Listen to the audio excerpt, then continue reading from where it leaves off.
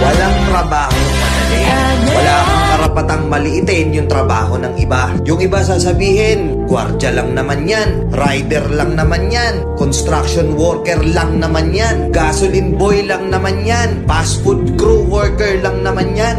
Pucha, nagkaroon lang tayo ng maganda-gandang klase ng trabaho. Akala na natin kung sino na tayong entitled sa mundong to. Minamaliit natin yung mga taong mas mabababa yung sabi-sabi. Pagkakaalam ko kasi, wala kang karapatang maliitin o matahin yung trabaho ng iba hanggat nagtatrabaho sila ng marangal. Walang trabahong madali. Lahat nagdadaan sa hirap. Lahat nagsasakripisyo.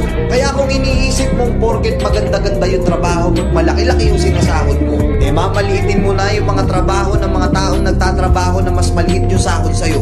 Mag-isip-isip ka. Baka bawiin sa'yo yan. Baka biglang bumaliktad yung mundo at sila na magkukubangan. Kahit anong trabaho mo, magpakumbaba ka pa rin. Bilog ang mundo, hindi palagi nasa taas ka. Kaya hanggat maaari sa lahat ng oras, magpakumbaba ka. Diba?